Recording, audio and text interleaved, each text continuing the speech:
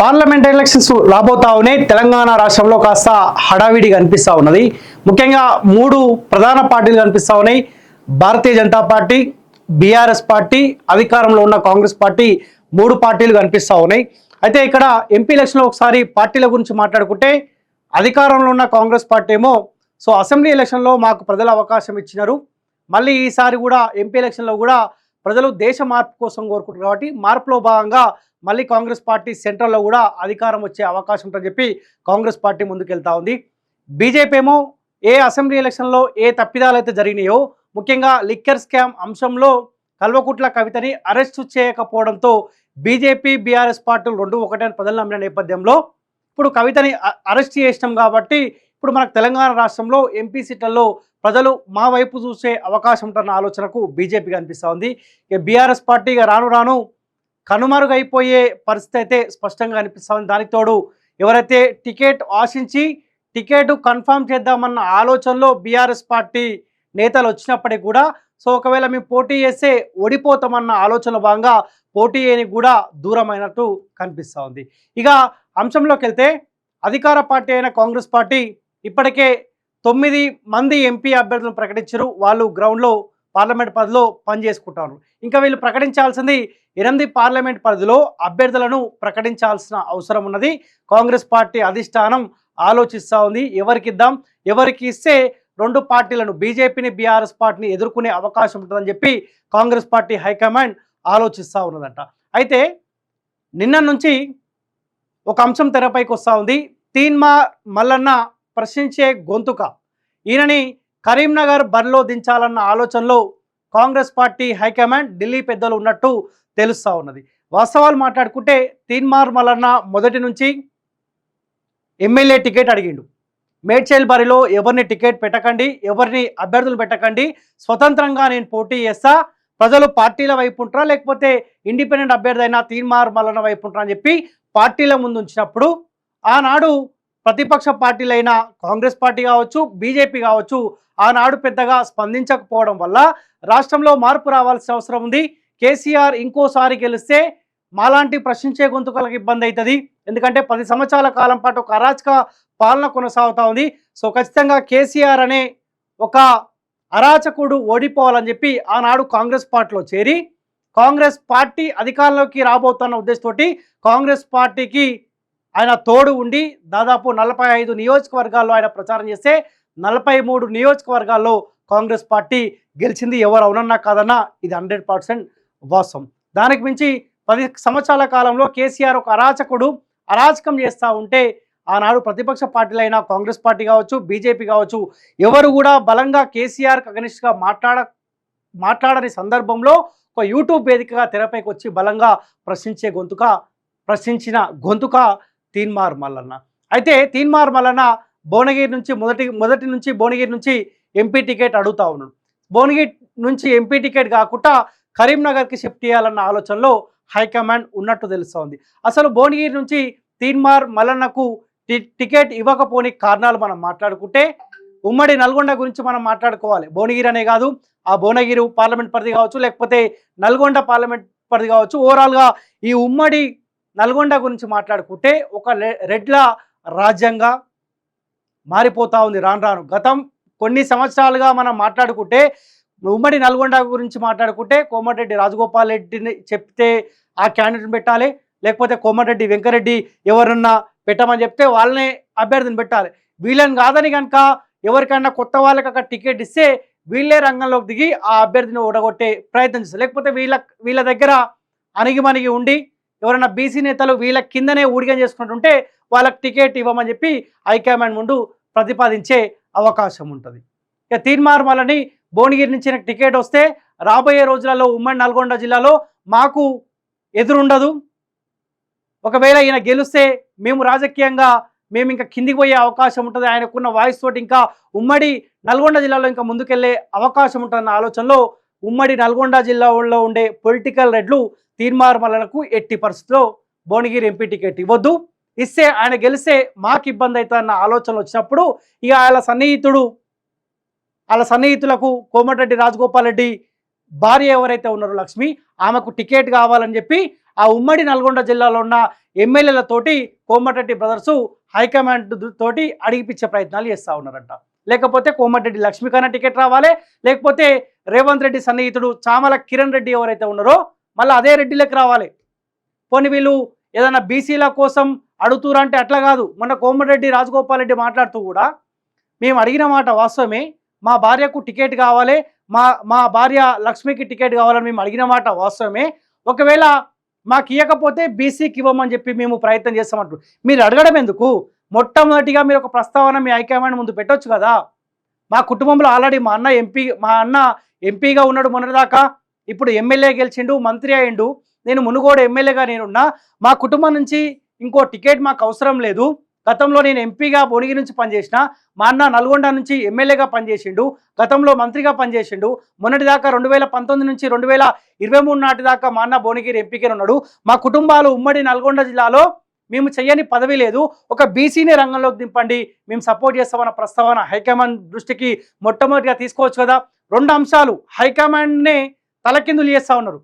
మా భార్యకు టికెట్ కావాలని అడుగుతా ఉన్నా, ఒకవేళ మా భార్య టికెట్ ఇవ్వకపోతే బీసీలకు మేము టికెట్ ఇవ్వమని అడుగుతా ఉన్నామని చెప్పి 2 అంశాలు కోమటిరెడ్డి రాజగోపాల్ రెడ్డి హైకమాండ్ దృష్టికి తీసుకెళ్ళినట్టు తెలుస్తూ ఉంది. ఇప్పుడు ఒక రకంగా ఇప్పుడు తీన్మార్ మల్లన్నకు భువనగిరి టికెట్ ఇవ్వడానికి కాంగ్రెస్ పార్టీకి ఏమి ఇబ్బంది అవుతా ఉంది? ఎందుకు కాంగ్రెస్ పార్టీ తీన్మార్ మల్లన్నని కరీంనగర్ పంపిస్తూ ఉంది?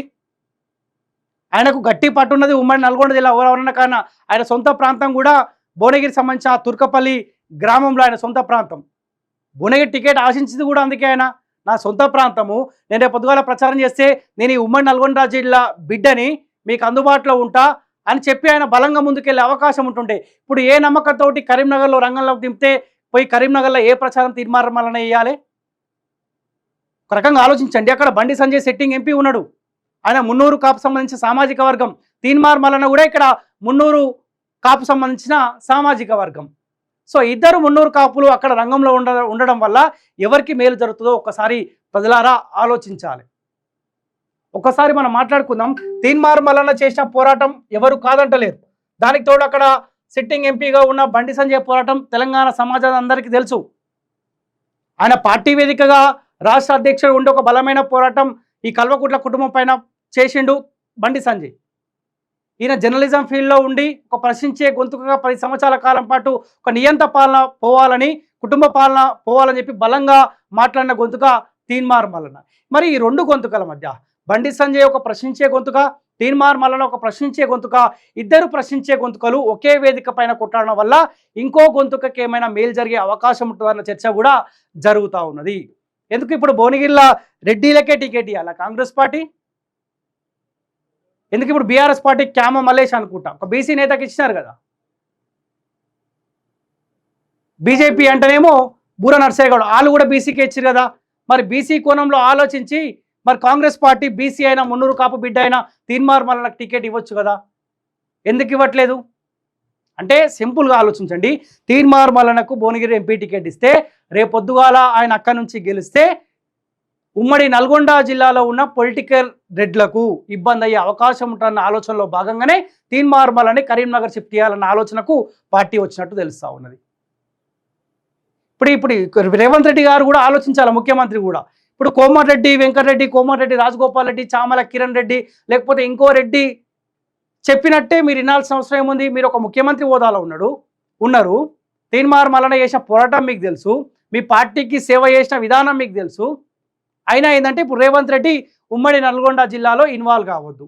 ఇన్వాల్వ్ అయితే మళ్ళీ ఈ రెడ్డిలు ఇంకో పార్లమెంట్ పదవిలో ఇన్వాల్వ్ అయ్యే అవకాశం ఉంటుంది. కాబట్టి రేవంత్ రెడ్డి స్వయాన ఈ పొలిటికల్ రెడ్లకు భయపడి తీన్మార్ మల్లన్న ఇక్కడి నుంచి తప్పించి అటు రంగంలోకి దింపే ప్రయత్నం చేసినట్టు మాత్రం స్పష్టంగా కనిపిస్తూ ఉంది.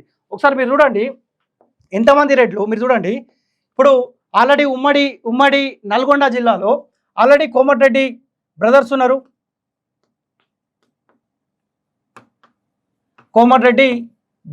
ఆల్రెడీ ఇద్దరు ఉన్నారా? ఆల్రెడీ ఇద్దరు అన్నలు ఉన్నారు. ఒక అన్న ఆల్రెడీ మంత్రిగా ఉన్నాడు, మునుగోడు నుంచి రాజగోపాల్ రెడ్డి ఎమ్మెల్యే కొనసాగుతూ ఉండు. ఇదే మునుగోడు కంటే ముందు కోమటిరెడ్డి రాజగోపాల్ రెడ్డి ఎమ్మెల్సీగా పనిచేసిండు. అంతకంటే ముందు 2014లోనేమో బూర నర్సయ్య గౌడ్ గెలిచి అనుకుంటా. 2009 నుంచి 2014 వరకు 2014 వరకు ఆల్రెడీ ఎంపీగా రాజగోపాల్ రెడ్డి పనిచేసిన అక్కడి నుంచి భువనగిరి పార్లమెంట్ పరిధి నుంచి. ఇప్పుడు మునుగోడు నుంచి ఉన్నాడు ఎమ్మెల్యేగా. మునుగోడు నుంచి ఇప్పుడు ఎమ్మెల్యేగా కొనసాగుతూ ఉన్నాడు. అంతకుముందుకు నల్గొండ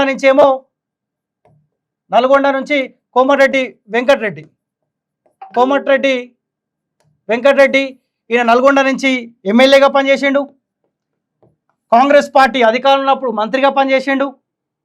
ఆ తర్వాత మొన్న 2019లో భువనగిరి నుంచి ఆడ ఎమ్మెల్యే ఓడిపోతే మళ్ళీ ఆయనకు ఈ ఉన్నదే ఆప్షన్ ఏది భువనగిరి ఎంపీగా పోటీ చేస్తే ఆనాడు కూడా సరే కోమటిరెడ్డి వెంకటరెడ్డి నల్గొండలో ఓడిపోయిన కానీ ఉద్దేశంతో భువనగిరి ప్రజల దగ్గర తీసుకొని ఎంపీగా 2019లో గెలిపించారు.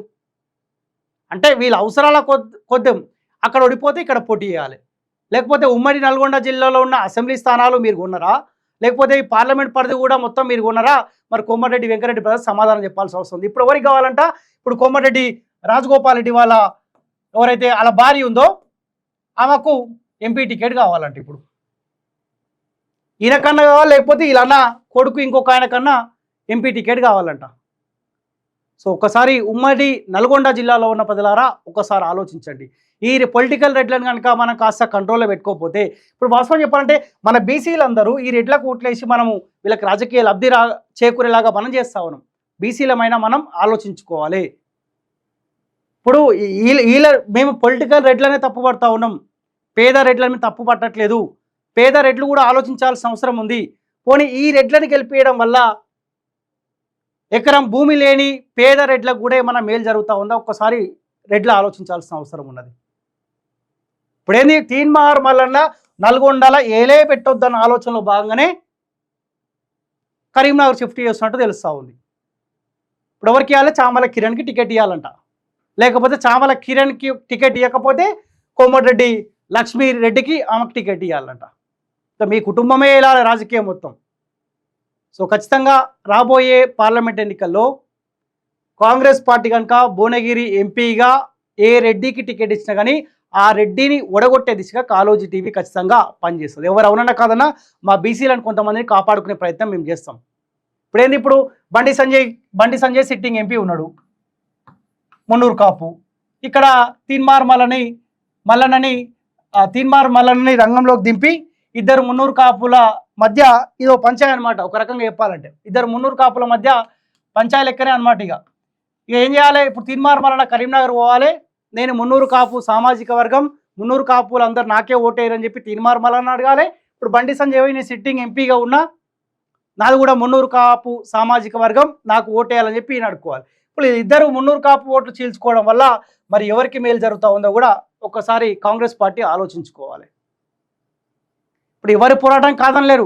కరీంనగర్ ప్రజలకు కూడా తెలుసు తీన్మార్ మల్లన్న 10 సంవత్సరాల కాలంలో ఒక నియంత పాలన, కుటుంబ పాలన విముక్తి కోసం ఆయన ఏం పోరాటం చేసిండో కరీంనగర్ ప్రజలకు తెలుసు. ఒక కార్యకర్త స్థాయి నుంచి రాష్ట్ర అధ్యక్ష హోదా నుంచి కరీంనగర్ ఎంపీగా గత 5 సంవత్సరాలుగా బండి సంజయ్ కుమార్ చేసిన సేవలు తెలుసు. కుటుంబ నేపథ్యం, రాజకీయ నేపథ్యం లేకుండా కానీ సింగిల్గా రాజకీయాల్లోకి వచ్చి మొన్నటిదాకా రాష్ట్రంలోనే బీజేపీ ఒక కీలక నేతగా ఎదిగిన బిడ్డ బండి సంజయ్ కుమార్. ఇప్పుడు కరీంనగర్ ప్రజలు ఆలోచించుకోవాలి. అరే మా ఇద్దరు నాయకుల మధ్యలోనే కాంగ్రెస్ పార్టీ పంచాయి పెడతా ఉంది, ఎవరికి ఓటేస్తే మాకు మేలు జరుగుతుంది, లేకపోతే ఇటు కొన్ని ఓట్లు చేయడం వల్ల ఇంకో నాయకునికి మేలు జరిగే అవకాశం ఉంటుందన్న ఆలోచనకు కరీంనగర్ ప్రజలు వస్తారు. ఇక ఇప్పటికైనా కాంగ్రెస్ పార్టీ ఆలోచించుకోవాలి. ఎందుకు తీన్మార్ మల్లన్నకు మించిన పోరాటం కాంగ్రెస్ పార్టీలో ఎవరు చేసిరు? చెప్పురు, పోనీ ఆపరణ చెప్పురి. మీరందరూ ప్రశ్నించినప్పుడు, మీరందరూ ఇండ్లలో కేసీఆర్ అనే ఒక దుర్మార్గుడు ఇబ్బంది పెడతా ఉంటే మీరు సంతోషంగా ఇంట్లో పండుకొని ఎంజాయ్ చేస్తున్నప్పుడు ఒకే ఒక్కడే ఆనాడు యూట్యూబ్ వేదికగా తెరపైకి వచ్చి బలంగా ప్రశ్నించిండు, ప్రజల్ని చైతన్యం చేసిండు. పదే చెప్తా ఉన్నాం, మాలాంటి గొంతుకలు కూడా ఇంత బలంగా ఇక్కడ మాట్లాడుతూ ఉన్నామంటే ఒక్కనొక్క దశలో తీన్మార్ మల్లన్న చూసి అరే మనం కూడా మాట్లాడాలి, మన బాధ్యత, ప్రజలు ఇబ్బందులు పడతా ఉన్న దృష్టి మాలాంటి గొంతుకలు కూడా, వేలాది గొంతుకలు కూడా మన అసెంబ్లీ ఎలక్షన్లో ఒక కల్వకుంట్ల కుటుంబ పాలన విముక్తి కోసం కాంగ్రెస్ పార్టీ ఎక్కడ కూడా బట్టలు చింపుకొని పోరాటం చేయలేదు.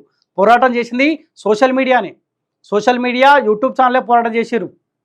మేము తిరిగినాం కదా, కేసీఆర్కు ఓటేయద్దు, ఓటేస్తే మేము బతికే అవకాశం ఉండదు, ఇంకోసారి కేసీఆర్ అధికారులకు వస్తే మన పిల్లల బతుకులు మొత్తం రోడ్ల మీద పడతాయి, ఆల్రెడీ రోడ్ల మీద పడ్డాయని చెప్పినప్పుడు ప్రజలు ఆప్షన్ కాంగ్రెస్ పార్టీ అయితే కాంగ్రెస్ పార్టీకి ఓటేసారు.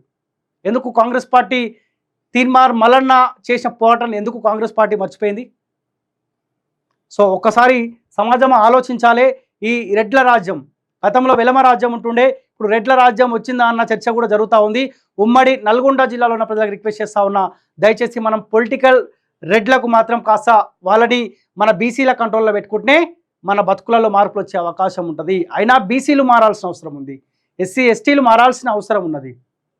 ఉమ్మడి నల్గొండ జిల్లాలో ఈ రెడ్లు చెప్తేనే మనం విందామా? ఇంకేం రోజులు? సో ప్రజల ఒక్కసారి ఆలోచిస్తారని కూడా రిక్వెస్ట్ చేస్తా ఉన్నాను.